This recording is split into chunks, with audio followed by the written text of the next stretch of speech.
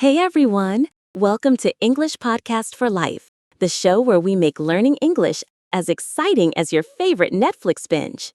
I'm Mia, your coffee-loving, slightly over-enthusiastic language nerd. And I'm Daniel, your friendly neighborhood wordsmith, who may or may not have eaten 3 croissants before recording this episode. 3? Daniel, that's not breakfast. That's a carb festival. I call it Fuel for Fluency, Mia, because today we're talking about practice tips for fluency, how to actually speak English smoothly, confidently, and without those awkward long pauses where your brain freezes like a deer in headlights. Yes, and we promise no boring textbook drills, no repeat after me robot voices, just real, actionable ideas you can use, whether you're on the bus, cooking dinner, or walking your dog who thinks squirrels are personal enemies. Poor squirrels. Okay, let's go.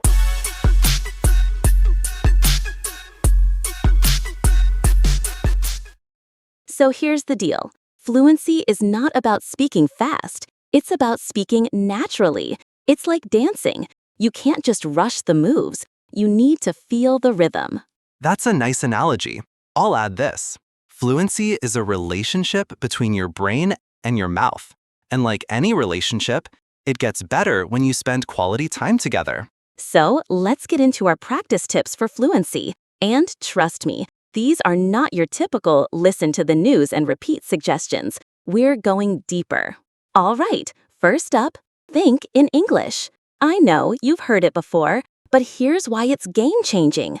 If you're constantly translating from your first language to English, you're running every sentence through this slow, clunky filter in your brain. It's like opening Google Translate on a bad internet connection. You type something in, wait, and then oops, it spits out something slightly wrong.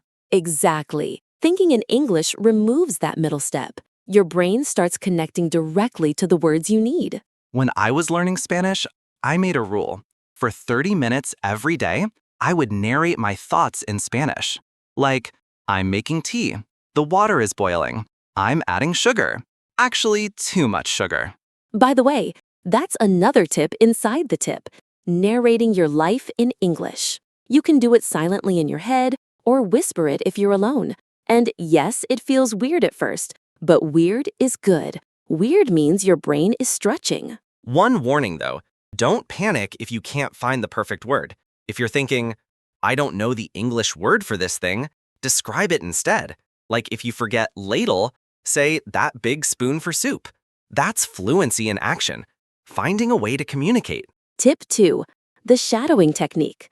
This is where you listen to a native speaker and copy them in real time, like a language echo. I first did this with a British TV show, and let me tell you, suddenly my friends were like, Daniel, why are you saying brilliant all the time? It's addictive. You can shadow actors from movies, YouTubers, even podcasters like us. The trick is not just to repeat the words, but to mimic the tone, rhythm, and emotion. Right. If they sound excited, you sound excited. If they're whispering dramatically, you whisper dramatically. It's like acting, and it's one of the fastest ways to pick up natural speech patterns. Also, start small, maybe 10 to 15 seconds of audio at a time. Then pause, rewind, do it again. Over time, your mouth will get used to producing English sounds more smoothly. Tip 3, micro practice. Forget the idea that you need one huge study session every day. Instead, sprinkle English practice into tiny moments. Like brushing your teeth? Boom, 2 minutes of English podcast listening. Waiting for your coffee? Quick vocabulary review. Walking to work? Practice a dialogue in your head. The science here is strong. Small, consistent practice beats occasional marathons. It's the same reason brushing your teeth twice a day works better than one giant cleaning once a month. Ew, Daniel. I'm just saying, it's the daily habit that builds fluency, not one magical 2-hour cram session.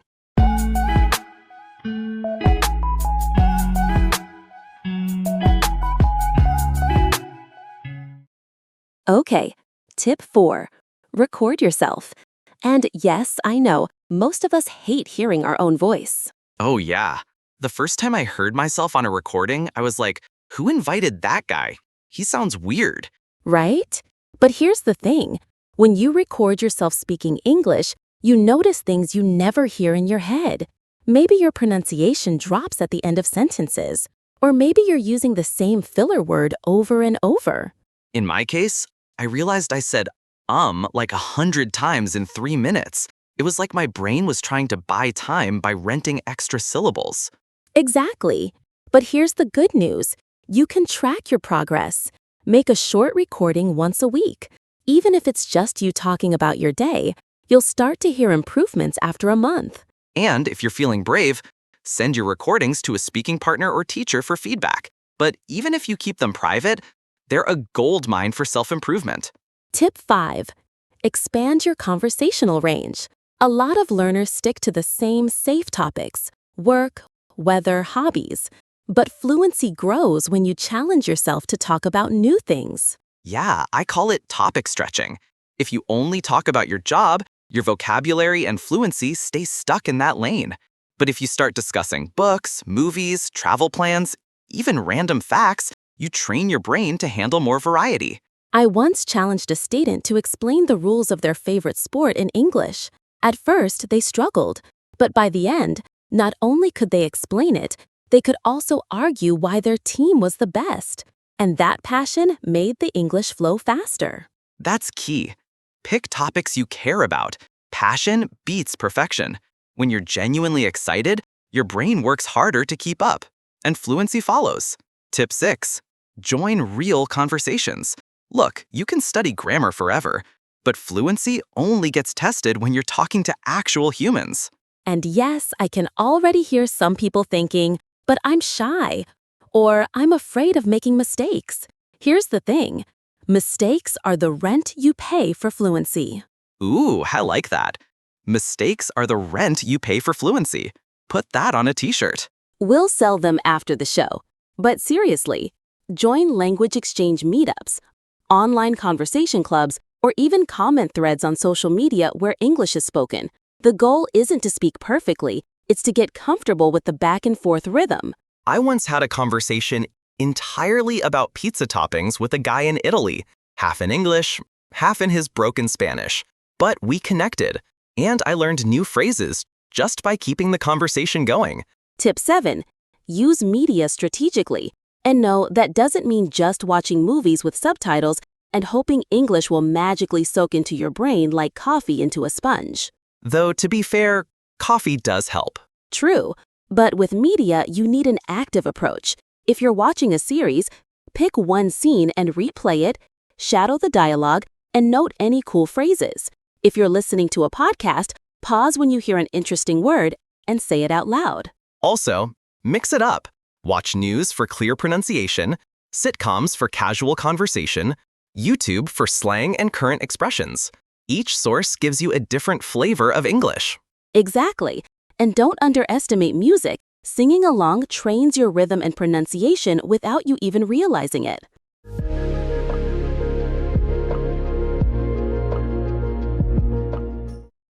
Okay, so we've given you 7 big tips, but here's something we need to talk about. None of them will matter if your mindset isn't right. Yeah, you can have the best fluency plan in the world, but if you're constantly thinking, I'm bad at English, or I'll never sound natural, you're basically putting up roadblocks in your own brain. Here's the truth. Fluency is not a magical gift some people have and others don't. It's a skill, and skills are built, not born. Think about it. When you learned to ride a bike, you fell, probably more than once. You didn't quit and say, I guess cycling just isn't for me. You got back on the bike. And eventually, your body figured it out. Every mistake is part of the process. In fact, the more mistakes you make, the more progress you're actually making, because it means you're using the language. I also think people get too hung up on speed. Speed will come naturally over time. What matters more in the beginning is flow, being able to keep talking without panicking, even if you need to use simple words. And please, don't compare yourself to native speakers. Compare yourself to your past self. Are you better than you were 3 months ago? 6 months ago?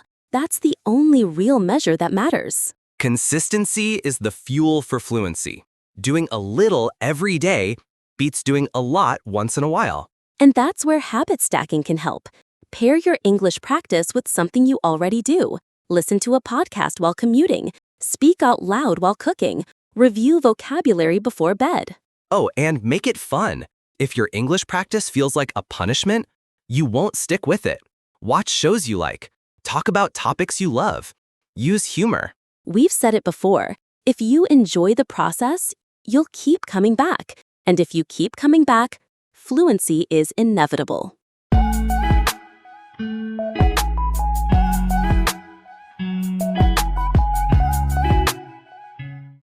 So, quick recap. Our 7 practice tips for fluency are: think in English, shadow native speakers, micro-practice daily, record yourself, expand your conversational range, join real conversations, use media strategically. Plus, keep the right mindset. Mistakes are rent for fluency. Consistency beats intensity. And fun fuels motivation. If you start applying even 2 or 3 of these tips today, you'll notice changes in the next few weeks. And remember, it's not about being perfect. It's about being understood, being confident, and actually enjoying the journey. That's it for today's episode of English Podcast for Life. If you enjoyed this conversation, share it with a friend who's also learning English. And if you've got your own favorite fluency tip, send it to us. We might feature it in a future episode. Until next time, keep practicing, keep smiling, and keep speaking. Because life's too short to wait for perfect English before you use it. Bye.